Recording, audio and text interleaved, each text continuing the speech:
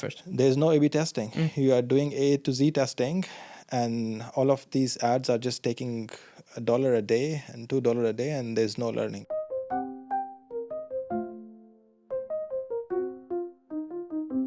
Reach for growth, reach for more. Performance marketing, hardcore. Tune in, listen, hear the lore. Reach for growth. Hello everyone, welcome to the first episode of Reach for Growth. I'm your host, Gamal. Faheem, welcome on board. Thank you for having me. I think it's a pleasure. I think you have.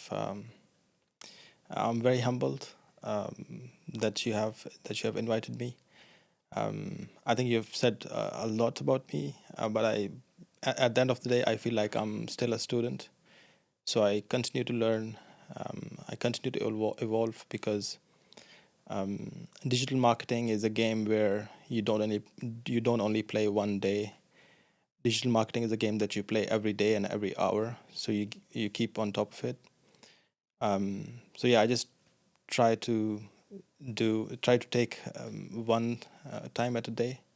Try to learn as much as I can. And yeah, thank you for having me. Oh, perfect. I really love the game analogy. So you're playing this game since when? Since 2009. Since 2009, that's where I started learning about digital marketing. It goes back when my brother, he was starting his own business, and he needed help, more on website development rather than digital marketing. So I started to help develop his e-com website, and back then we used to sell on Amazon and eBay as well. So I started looking at his e-commerce business, his listings, how to list the products, how to create the products. And websites were not as pretty and not as shiny as they are today. They were very basic. There was no Shopify. There was because he comes from UK, so and we were doing it in UK. So Amazon, eBay was like big. But as we know, e-commerce SaaS products these days, it was not like that before. So we used a very different custom solution. And that's where I started. So I started with website development, website design. I had a knack for internet for forever. Since my childhood, I always loved technology, always loved internet. And over time, I started getting more and more interested into internet. So, and then websites started to fascinate me. So I started looking into how websites work, what's in the back end, what's hosting, how do you buy a domain, how do you list products, and then how do you sell. So the selling part was more exciting for me because, making money out of a business online was something that was still like primitive, especially for the GCC region. It was very primitive. But luckily, I was in a place where I had the opportunity to learn all this by actually doing it. And what would be like the point that you decided, okay, I'm going to move into digital marketing or performance marketing? So after learning how to develop websites, not really to code websites, but actually use like a UI to develop, which you can do these days in Shopify or any other platform. Of course, I started to learn more about SEO and how to rank, because okay, you have the website, but then how do you make it rank, right? So that's where SEO came into play. And SEO, to be honest, it was not the same as it is today. Yes. There was a big focus on SEO, which is still the case because we have seen shifts in paid up and down. But back then, SEO was more important because no one really thought of spending a lot of money on marketing to get the revenue. So I started learning about SEO, started implementing SEO, and over time also started thinking about, okay, how do we make people aware about our business? And then come 2000, 10, 11, 12, I think Facebook started monetizing around 2014, if I'm not wrong. So Facebook ads came into play. Google ads was there, but still very primitive. And when we were looking at budgets and how to do performance marketing, Of course, we were doing it at a very different or smaller scale, but yeah, that's when I started my career, and I moved from UK to Dubai. Started working for a business. They were also very focused on e-com and SEO and organic growth, so they didn't have enough budget. Then I moved to another company where they had the budgets. And I always wanted to move into a company who had the budgets to spend on performance marketing. And I think it's a very important advice for everybody who's into e-com and performance marketing to choose a company who actually has the budgets to spend, because you can't really do performance marketing if you don't have the budget, right? So yeah, I mean, from SEO shift to Google Ads. Okay, how do we spend money and get some impressions, get some reach, get some revenue? And that's where, I mean, if you start spending, of course, everything else just follows, because now you want to measure how that money is going into funnel and how you're making money out of it. And this company that you're referring to, that's the company that has the budget. I guess this is Mum's World, right? No, so it was before Mum's World. I joined Carly's. I was head of marketing at Carly's. And Carly's had much higher budget than the company I used to work for previously. Yeah, so that's where we started, I started learning more about, paid social, paid search. Of course, I knew a lot about the tools before, and I did some of it at different stages of my life, but doing it at a scale was back starting in Carly's. And then the scale just went to a different level, because Mum's World was like an amazing company to work for. They had the power, and they had the product. So that was like a scaling point for me in terms of learning more about performance marketing, playing with large sets of data, doing some data analysis, going to Google and Meta and Snapchat offices and having conversations with those people and building media plans. So really looking at a very different scale when I was in Mum's World. So my performance marketing, I will not say incubator, but my performance marketing growth really came from Mum's World. Yeah. Yeah. And something that I'm noticing while you were speaking is actually one of the things that really helped you to grow very fast is when you started, you didn't start as an employee. I guess while you were working with your brother, you have this mindset of entrepreneurship, like putting your hands on website merchandising, UX, SEO when it comes, then to Google Ads, then to Facebook ads. I guess this is very important. And many people right now, especially on companies, when they think about their job, they think about, okay, that's what I'm requested to do. Just going to do it. I'm just going to get paid, and that's it. Yeah. Which actually wastes the opportunity for them to learn the most. No, 100%.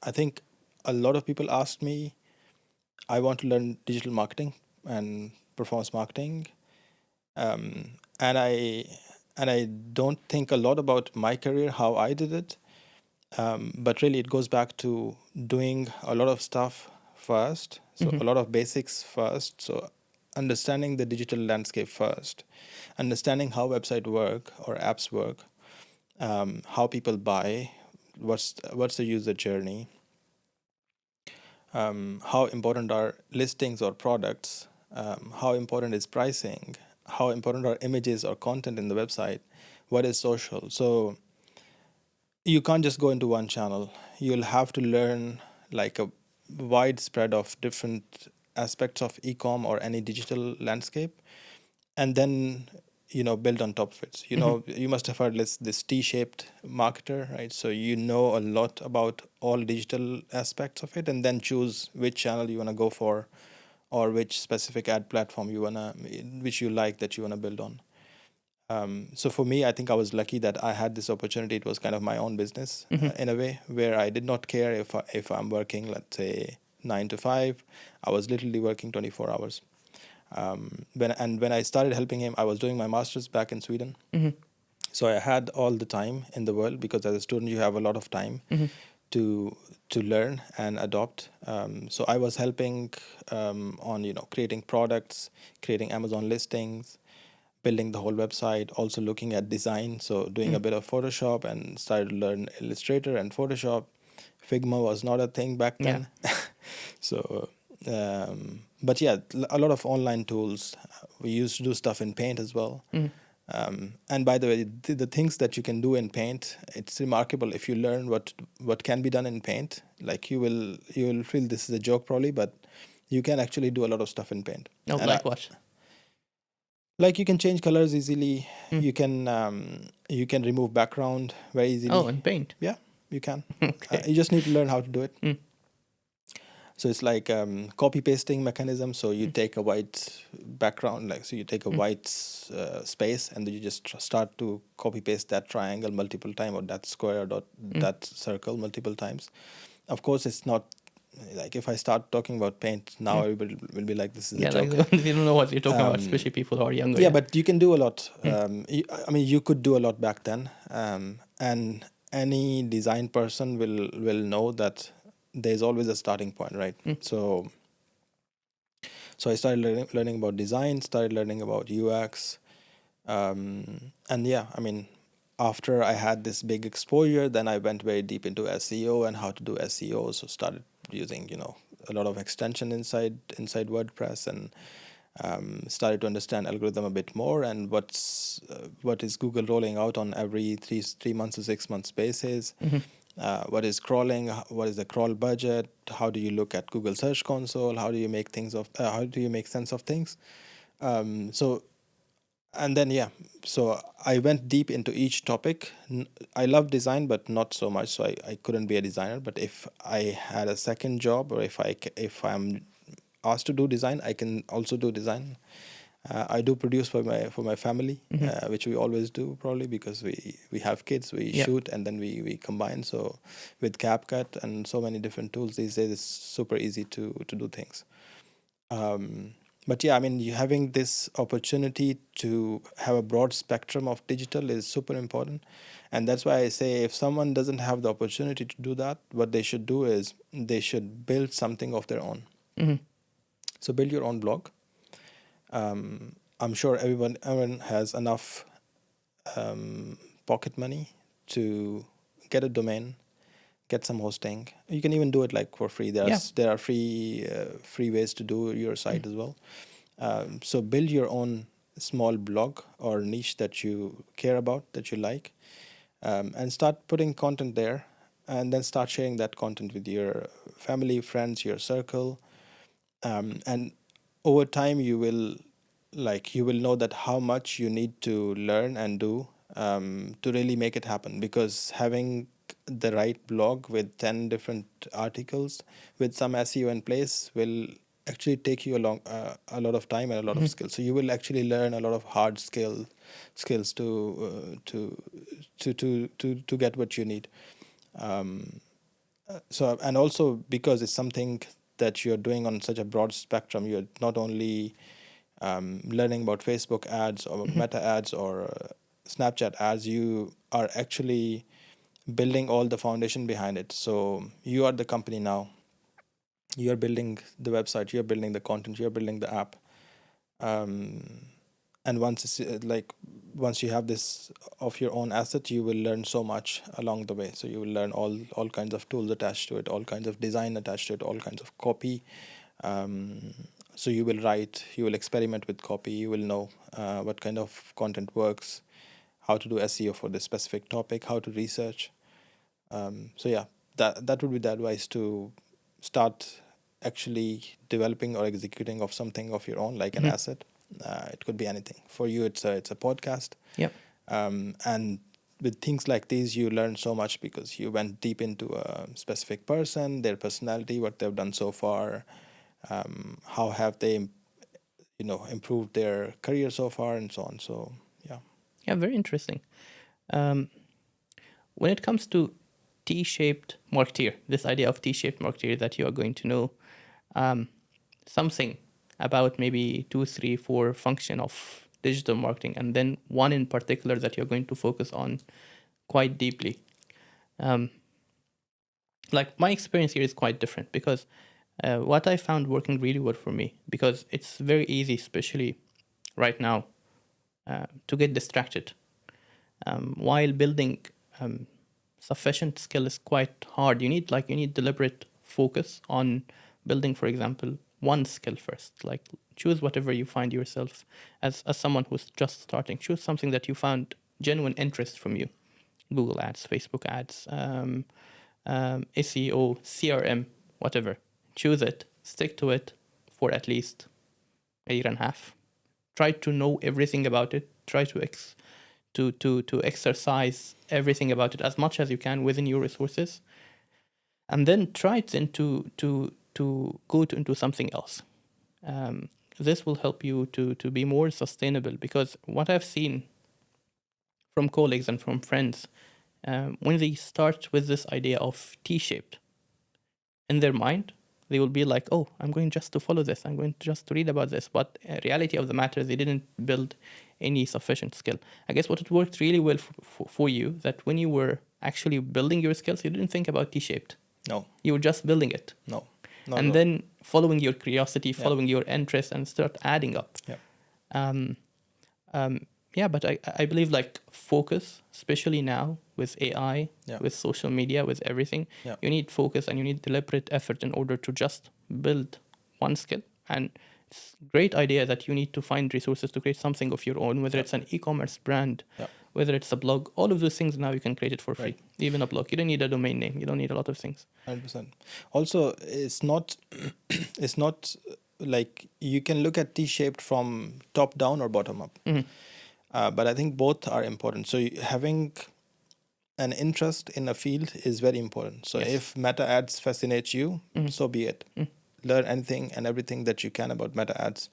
But you can't execute meta ads unless you understand the ecosystem. Because at the end of the day, meta ads will be leading to a landing page, to a website, to an app, to an action, right? So having understanding or having not understanding of the ecosystem will not allow you to do meta ads efficiently. So whether you learn about the ecosystem alongside or first, it's up to you. So learning about landing pages, optimizing conversion rates, looking at funnel will always be part of how you run meta ads, right? Or how you run Snapchat ads, or how you run Google ads. It will always be the case where if you're spending money, you will be asked how it is converting. And if you are unable to answer it, you're not the marketer that the company or someone wants to work with, right? So you want to make sure that you have the skills for what happens after the click, to measure it, optimize it, improve it, and at the same time, what happens before meta ads. So to start meta ads, what do you need? You need an ad account, you need a credit line, you need a credit card, you need a Facebook page or Instagram page. You need to connect assets. If you look at Meta Business Suite today, and I'm sure you can relate, you click on this burger menu and you have 50 things to look at. So you have to sort out the accesses. You have to sort out so many things before you actually start to do meta ads. So you need to know what organic social, what organic social is, and what Instagram is, and what Facebook is, right? And how the algorithm works. So I know that these days, in this day and age, like people know a lot of it by chance, because everybody has their Instagram app and they know how Instagram works. But a lot of people, they have no clue how Facebook ads or meta ads work, right? Because they have never been to the ads manager before. So going to the ads manager and connecting those assets and connecting those pixels and catalogs, if you're an e-com,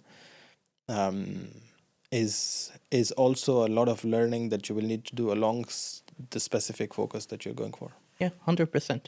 And I guess one of the most important things that people overlook it easily nowadays is how important is marketing in digital marketing. Who's our target audience? What are their needs? What are their wants? How can we communicate to them? Those kind of craft that's not just by clicking a button. This understanding is really missed when it comes to digital marketing. Because a huge part of, for example, as you mentioned, meta ads is how can we create an ad that converts? Which by itself nowadays, I know this becomes a specialization by itself, like ad strategist, they call it, which is a person dedicated just for creating ads that converts, focusing on the hook, the other 10 seconds, the other 5 seconds, and how to optimize each one based on their understanding of the target audience. not caring at all about the pixel, the ad structure, the Yeah. account structure, and all of that. Yeah. No, I think you touched on a really good point, because if you look at ads itself, at the end of the day, it's a creative, right? And a lot of times you must have heard this metric where they say it's 70% creative or it's 60% creative. But I haven't heard anybody say it's 20% creative and the rest is just, optimization and algorithm and how you execute. So safely, it's at least 50% creative. You have to have the right creative for it to work, because a bad creative will just produce bad results, nothing else. Yeah. Right? And then it's all back to what your marketing team is doing, or what your content team is doing, or what your design team is doing, and who you're working with for your production of video or assets, right? So but going back to learning the channel, having this understanding of how creative works and how creative is produced, and if this creative is going to resonate with my audience or not, or how many creatives do we need, how many different variations do we need, do we have enough budget to test? I can brief in like 50 different assets and different types of assets, but if I'm just spending $100 a day on a campaign, Waste of money and effort. there's no A/B testing. You are doing A to Z testing, and all of these ads are just taking $1 a day and $2 a day, and there's no learning, right? So having this understanding of how creative and how tech works together to show the ads to the right people, to the right audiences, is super important. Yeah. I have a question here for you. Look, I interview a lot of people when it comes to performance marketing. I have opportunities. You have opportunities. You hire a lot of people as well. I guess almost everyone I interview, they mention A/B testing. Yeah. But then, like when they ask about, like, in reality, Yeah. does they understand what A/B testing actually is, and what is the value of it, and how not to use it in a way that add more damage than actually benefit? I found actually majority are missing few basic points. So if I asked you, what are your top 3 mistakes that you always see when it comes to A/B testing? I have a very different take on A/B testing, by the way. Like, I'm not against it, but I don't see it the same way as normally people do. Go ahead. I think it's good to A/B test. Do ABC test as much as you can, and you actually do a lot of A/B testing while without knowing that you're doing the A/B test, right? It's just that the tests are structured very differently when it comes to these ad platforms these days, because having just 2 creatives in one ad set or 3 creatives in one campaign, you can consider this a manual A/B test, but it's not really an A/B test unless you actually do it by doing like a creative test or setting up a test, a conversion test inside the platform. So specifically talking about Meta here, right? So you need to specify and give Meta instructions on how you want to do the test and what are you testing, right? So are you testing the audiences? Are you testing the creative? Are you testing the campaign types? Are you testing the bid types? So it should be very clear for you what you're testing, and then having the right and actual setup inside the platform is important, right? Otherwise you will not be able to, because there's no holdout, and there's no control group. So people may have seen both of your creatives, right? So it's not like you're holding out and you're controlling one or the other, right? So if you don't have it set up the right way, you will not get the results. Now, the other thing about A/B testing, which I said is my own analogy, is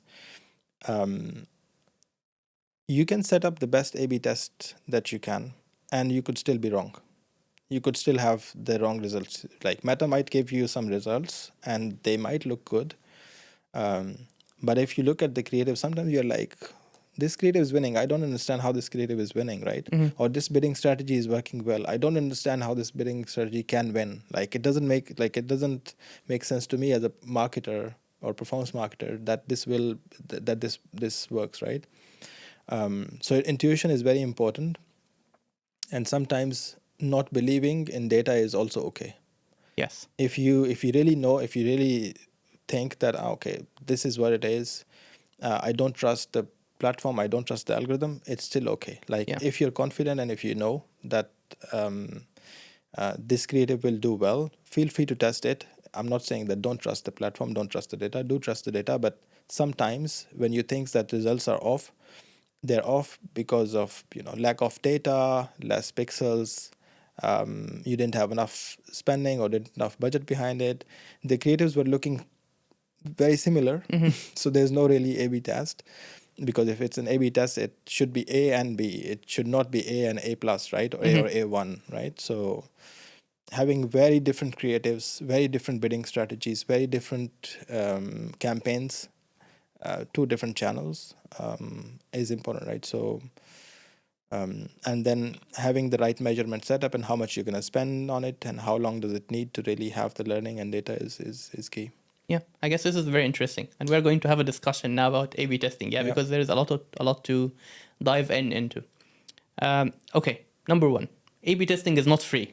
Yeah. Okay, so we're spending money in Yeah. order to get results, Yeah. to see numbers. So it's what I quote from your points, that we should be very mindful of what we are going to A/B test, Right. and we need to ensure that we only A/B testing things that we understand or we have the belief it's going actually to move the needle for the business. Right.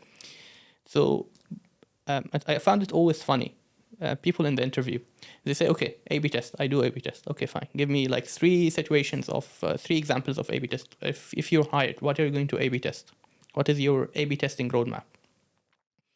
Then you're going to discuss things like, okay, I'm going to A/B test English versus Arabic. Like here in the MENA region, like, hey, thank you, I don't want to A/B test this. I know Yeah. that it is a region that is Arabic first. Yeah. I don't need to spend money to get a result, Yeah. to Meta to tell me that Arabic is doing better. Yeah. No, but like when we did the A/B test, actually English is doing better. Yeah. Yeah, because you run English campaign for ages, Yeah. and you are comparing it. You didn't Okay. create a new campaign Right. for English to be versus Arabic, which I guess that's a very good point. That when you do which you mentioned A versus B, not A versus A plus. That when you do an A/B test, you need to ensure that both variables Yeah. are starting from the same point. Right. You can't have a campaign that's starting from ages, comparing it to campaign Yeah. just starting now because of the learning curve and all of that learning phase. Yeah. Yeah, so this is regarding A/B test. What else can you add to this? Like regarding how to choose it wisely. Yeah, I think you mentioned a very good point where it's back to budgets, right? So do you have enough resources to really do the A/B testing, right?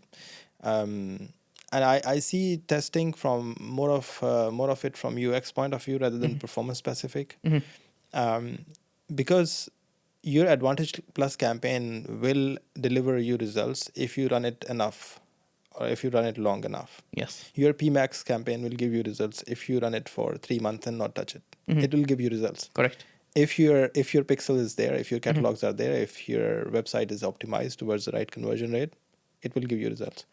And if you have the right budget, of course, behind it. But if your budget is not there, if you don't have the scale to really reach people, you really don't need to do A/B testing. Yeah. Like, don't consider it unless you really have a lot of resources and you really want to experiment something.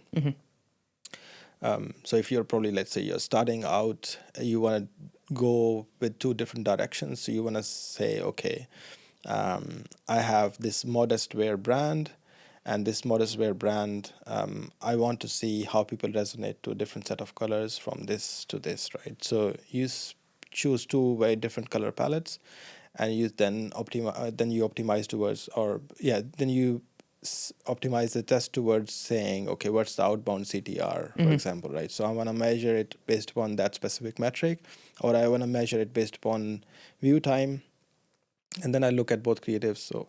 So you should be very clear on what you're testing. Even like, I'm not saying that with small budgets you can't do A/B testing. Yes. You still can. It's just that like what is it that you are testing, and then having the right approach towards it is very important. Yeah. Yeah, 100%. And I guess it adds to the point that, as you mentioned, like people are saying creative is 80% or 70% of the effort. Right now, since the way that the ad account is developing toward like algorithm-based, all black box, The only variable that we have control over right now is the creative itself. Yeah. So if you would like to A/B test, I would be more interested to see an A/B test on the creative. Yeah. Like, for example, a UGC content with this hook versus a UGC content with the other hook. Yeah. Don't give me a UGC content versus a static design. Right. I know that the UGC content will outperform. Yeah. 100%. Yeah. But which, like, to try to go deeper on things that actually matter to the business, Right. not just checking the box that, Yeah. okay, I'm going to do an A/B test. I'm going to test a call to action says shop now Yeah. versus learn more. Yeah. Like, now people are way over this point. Or I'm going to test catalog sale Yeah. objective versus what was the other objective that gives the same type of Yeah. campaign, like Yeah. catalog sale versus Just sales, normal sales. sales. Yes. Yeah. Like those kind of things, how the ad platform is developing is actually going against it. Yeah. It's going into automation. If Right. you're running Advantage Plus, as you mentioned, Yeah. it's going to override all of this. Right. It's going to learn by itself. Yeah. You can't really target. There's no option for you to target in Advantage Plus, right? It's mainly broad. Yeah. Yeah. You can't choose males between 24, 40 Yeah. for grooming. Even if you have a grooming brand, let's say you're selling beard oil and you're selling beard brushes, Mhm. and you wanna run Advantage Plus, you can't exclude women. Yeah. If you have Advantage Plus, there's no option. So, will a specific brand like that choose Advantage Plus? Sure, why not? And run the campaigns. After 2 weeks, you will see that 5% of your budget has gone to females only. Yeah. It will learn by itself. You have the creative. Meta knows that, okay, the creative is about grooming, it's about men. You have the copy. Meta knows that, okay, it's all about grooming, it's all about beard oils. Okay, I'm going to see who I need to target people. Okay, who are the people who are looking for or browsing content about beards? Most likely it's men. So it's going to show you ads to men. And then it's also going to look at, okay, what's your landing page content? What kind of behavior is it?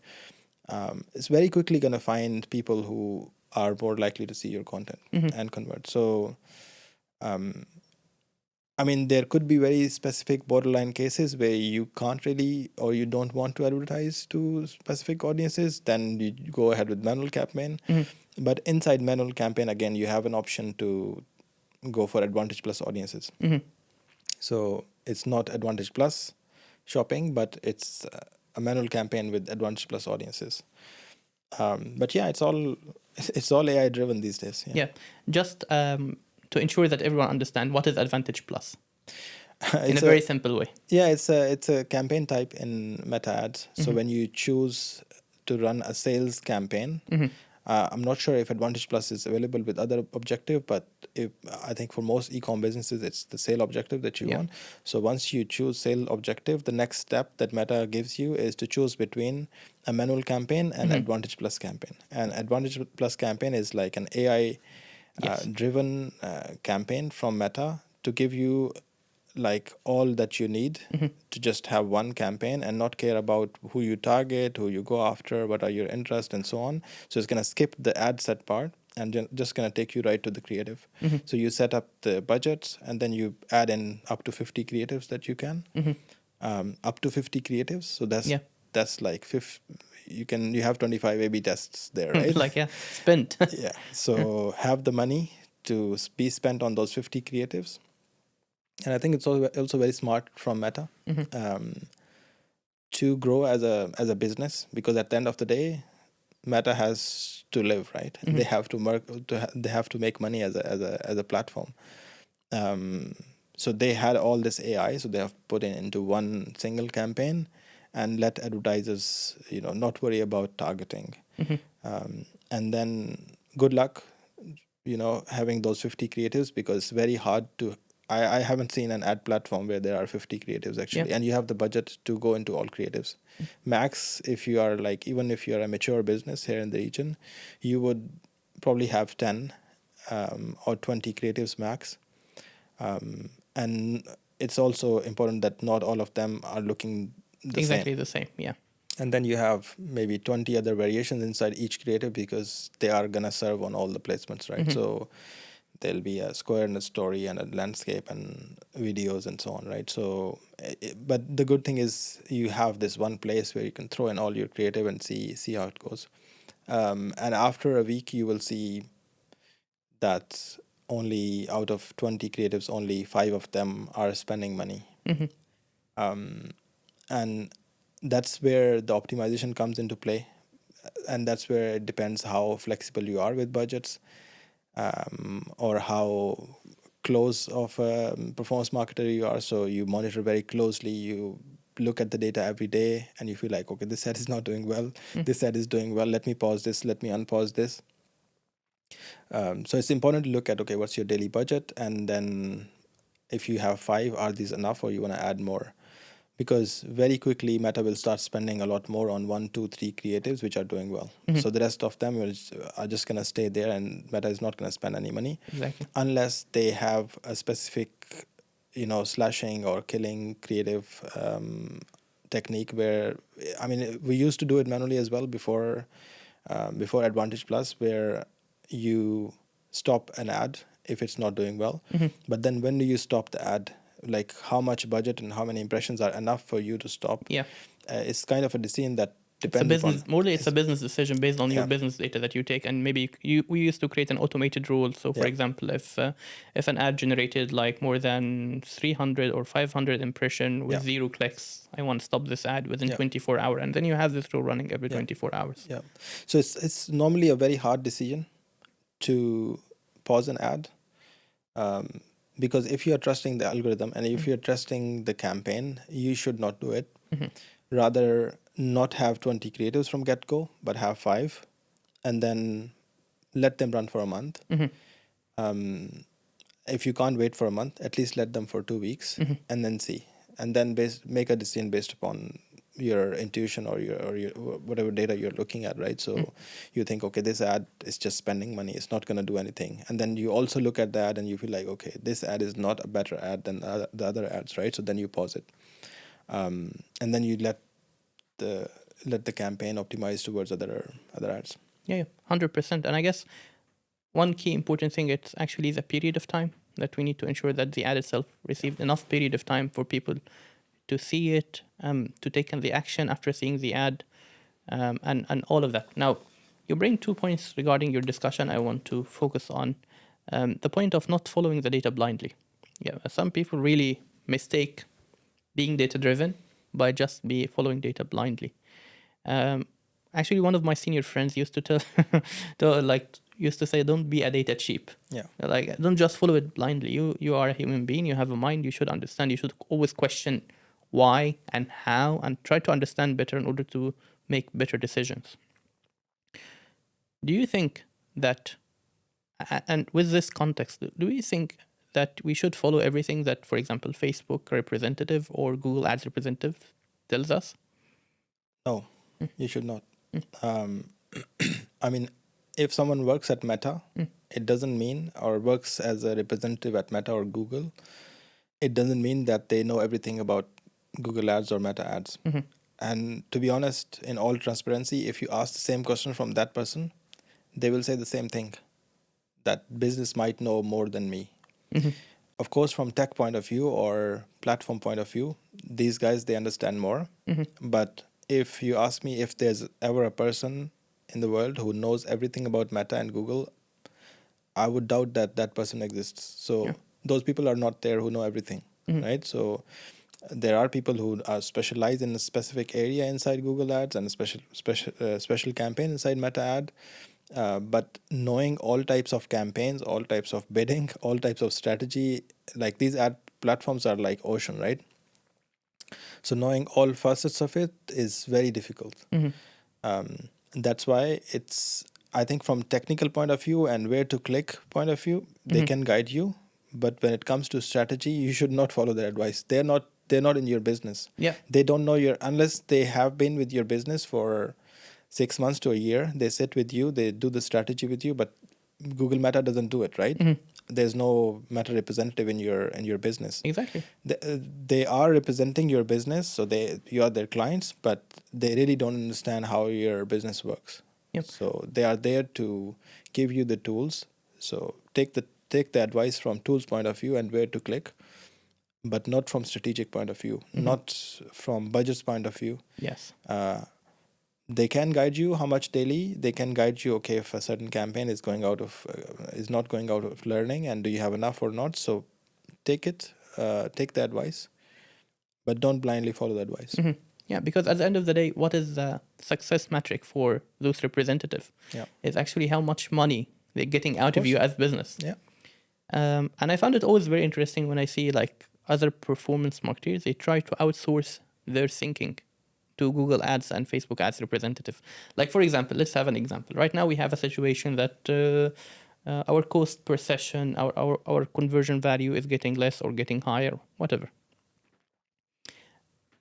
What I found very wrong, that we don't think as performance marketers or as a digital team, we don't think. We just outsource it, meaning I just going to send an email to Meta and Facebook representative asking them the same question, and I will just wait. And when I am getting asked, I did my part. I had an issue, I faced it, I flagged it, I raised it to Facebook and Google, and I'm waiting for a reply from them. Yeah. What do you think of that? If you can elaborate your question a bit more. So the challenge that we're facing is our traffic is expensive. Yeah, for example, like you have a team, right? You have a performance marketer in your team. Yeah. He faced a higher cost per session, let's say, Yeah. very simple Yeah. business. Higher cost per session. He noticed it, he checks the data, and his action was, I sent to Meta representative to tell me, what should I do to reduce the cost per session? Yeah. I think it's normally a very hard question to answer.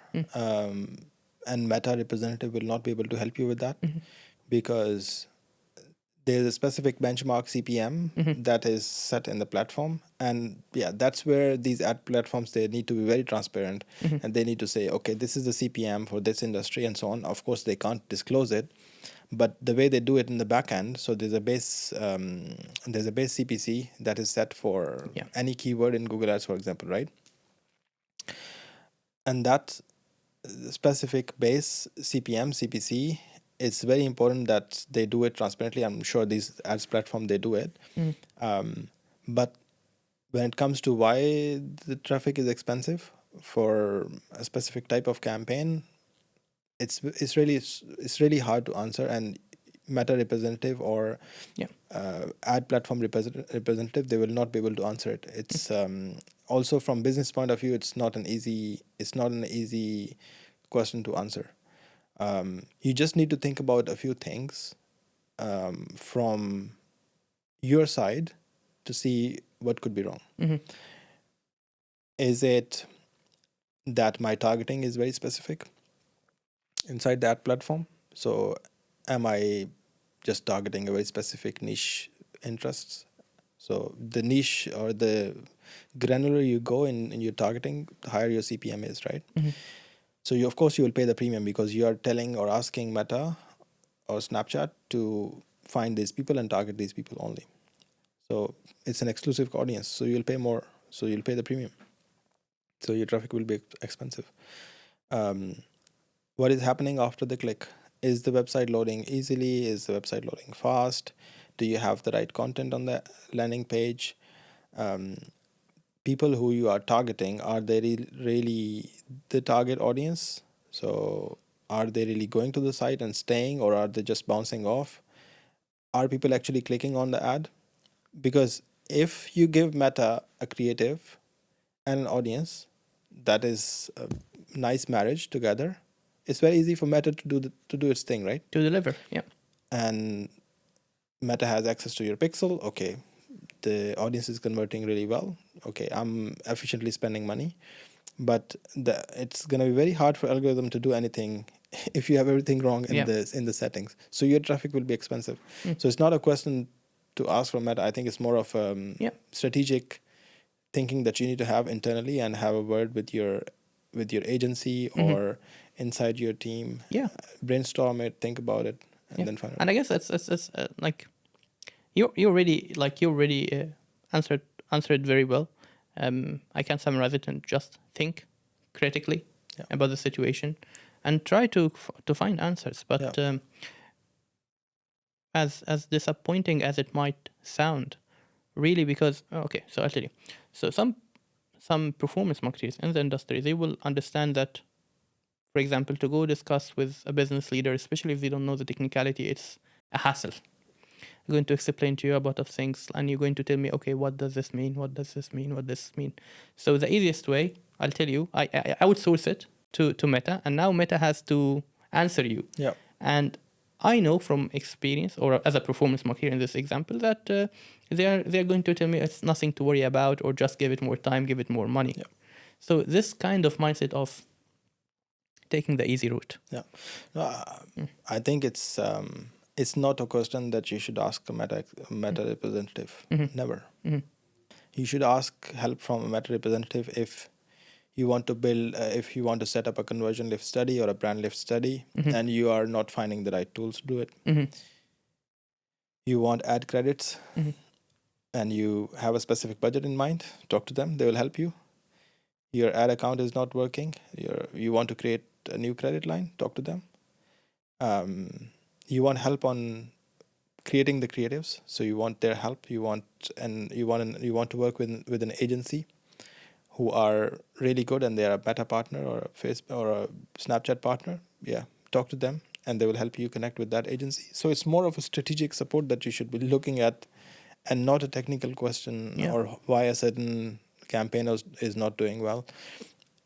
Overall, on the whole, it's very important for you to be in regular contact with them and give as much as input that you can from business point of view, so they understand your business, they understand your niche, and they are actually looking at your campaigns and helping you on your campaigns. So it's more of a broad strategy that you're looking at, and not a granular specific metric. So campaign types, for example, is a really easy ask. So you can totally ask whether I should run this or this. I have this business case, I have this product to sell, I have this category to improve, I have this specific metric to improve in business. Tell me what's your strategy, what do you suggest, and then take their advice, or not take their advice, because sometimes the advice can be very helpful and sometimes it will not make sense. So think that it should actually make sense for you. I think as humans, it's very important that to really understand how this person is answering you and what's their thought process. If it's someone who you have been talking to for a long time, they understand your business, they understand your position, they understand your target market, they understand your budgets, they understand your ad platform, they understand your campaigns, they will be more likely to answer you. But if it's a Meta representative who have just joined and you're asking them something that is strategic or that's advice for your business, just hold on. Give them all the info that they need to really help you. And they should be in the right frame of mind. They should be in the right place to help you. If they are not enough educated about your business, they will not be able to help you. And it goes not just with the agency, it applies directly to your own inside, like in-house team as well. You can ask for a strategic question from someone who just joined, and they can give you a perspective of what the industry thinks or how it's being done in the industry, but they will not be able to guide you specifically for your category or for your business, because they have not been in the business long enough. They need to spend time with your business, stay there for years to really understand what's the history, how category works, how teams work, and then they'll be able to give you advice. So yeah, I guess the key point here is how to develop the skill of being to be able to think critically. Not just to follow things around because just someone with the credibility or someone from this company talk to you, or someone from this team at least. Right. Even like during our e-com setup, like someone from the trading team or from the e-commerce team or from the category team just mentioned something. In your experience, what really helped you to develop this critical thinking skill? I think it comes with experience. It comes with experience, and it comes with the way you live your life. I think it's more philosophical. If we go into this discussion, it's a bit more, it's your personality. Like some people, they um, they they are a very big critic. They criticize everything that they see. So questioning is not bad. Of course, you should question as much as you can, and not blindly trust. And there are times that you should not question, right? So it's also about trust, right? So again, as I said, it's more of a philosophical discussion and a personality. But I think if you are not a critical thinker and if you're not thinking strategically, there are, of course, a lot of stuff out there and there are courses that you can take. But I don't consider myself like a person who questions a lot. I do question a lot, but I do question in my mind. So internally, I do question things. And I will not publicly criticize each and everything that I see. When there's time to speak, you speak. But it's something that comes with experience. I guess, especially for people who are just starting, like if you are 20 years old or younger than this or slightly older than this, and you don't have the time to learn and fall and take this as a lesson learned, I guess as a simple start, always have the courage to ask. Yeah. Ask the dumb questions. Yeah. Ask the stupid questions. Right. Have the courage to be the idiot in the room Yeah. who is asking the question that you don't know. Yeah. This by itself, and just ask. Asking doesn't mean that you are not. You can still ask questions and be respectful. You can still ask questions and be kind to the people that you are asking. But it's always about asking quality questions. Right. And think. And there are two levels of thinking or two ways of thinking. You can think very fast, meaning it's like kind of intuition. Like, what color do you like? White or black? Black. This kind of thinking, like the fight or flight kind of mechanism. Yeah. But the other thinking that is quite rare and it's the most important is actually the slow thinking, the deliberate thinking. Right. The kind of problem that you keep thinking about for days and you don't have the answers. And then after a week, you find the answer comes naturally to you. Yeah. Yeah. I mean, don't rushing to reach an answer. This is also an important part of develop this critical thinking. Allow time to help you reach there. Yeah. Yeah, they say that if you can lay out the question in the right format and the right way, that you solve half the puzzle. So having the right question in the right format with the right context and enough background information will actually help you answer half of it already. And yeah, going back to young people who are just starting out, I think they have the luxury of time to learn and consume content online and listen to podcasts and take courses and actually experiment in the ad platforms and run ads and do SEO and do design. And, they have the opportunity because they're just starting out, right? And when you are starting out, you are vulnerable. So everybody knows that in your team, everyone thinks of you as a newbie. So you have this opportunity to actually become a newbie and ask stuff. There are no stupid questions. You can ask anything that you want. And you will. So ask the tough question, or not the tough question. Ask the silly question that you have always been thinking about. That what will people think of me? And when you actually ask the question, you will feel like, oh, okay, it was. You're not the only one that has this question. Yeah. To start with, many people in the room have the same question, and they will thank you about it at the end of the meeting, maybe, or after the meeting. And you're not the only one who has this question. Yeah, I mean, world is complex. Our world is complex, right? So, we have to make sure that we stay positive, especially for young people. I think they need to stay positive. And because they are vulnerable, they are new, they're just starting out, they just need to keep a positive attitude and keep a learning attitude towards things. There's a lot out there that they can do, right? Yeah, 100%. So I'd like to ask you, how do you see the industry moving forward with AI right now, with the development of AI? There is a lot of solutions when it comes to AI, a lot of use cases when it comes to performance marketing, whether it's in the creative creating the creative, whether it's onto like how can it use it to analyze data more efficiently or more effectively. How do you see this? I think if you are a performance marketer or a digital marketer and you are scared of AI or you think AI is an opportunity, I think of course, there's great opportunity that you can do things at scale now. So before it was like faster, cheaper, better, right? So faster, cheaper, better. But with AI, it's faster, cheaper, better, and more. So 10 times, right? So the copy that you had before, it was just a copy, but now you can multiply and have like 100 different copy variations, right? So with AI, you're going to get a lot of abundance of stuff. So a lot of creative, which is solving half the problem. And with content, you're going to get a lot of content. But don't think about AI too much.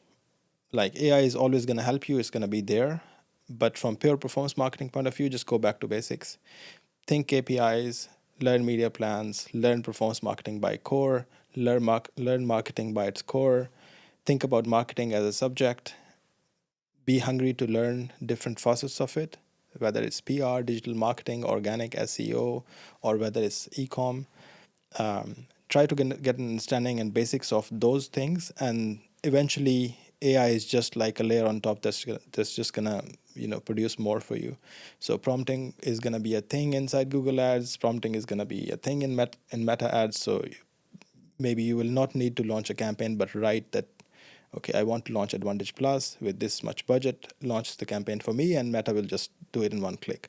So prompting will become inherent. So learn prompting. It's a subject that's becoming big now, and there are many tools out there, and there's a lot of guide out there on YouTube that you can take. I have a prompting guide that I can give you access to. Yeah. So yeah, that's my take on AI. Yeah, share it. I'm going to add it into like the. I'm going to attach it to this episode so anyone can have access to it. Of course. Thank you. Thank you for having me. Yeah, thank you, Faheem. It was really a pleasure talking to you. I didn't feel that time passed so quickly. Yeah, it was just 1 hour, and we didn't.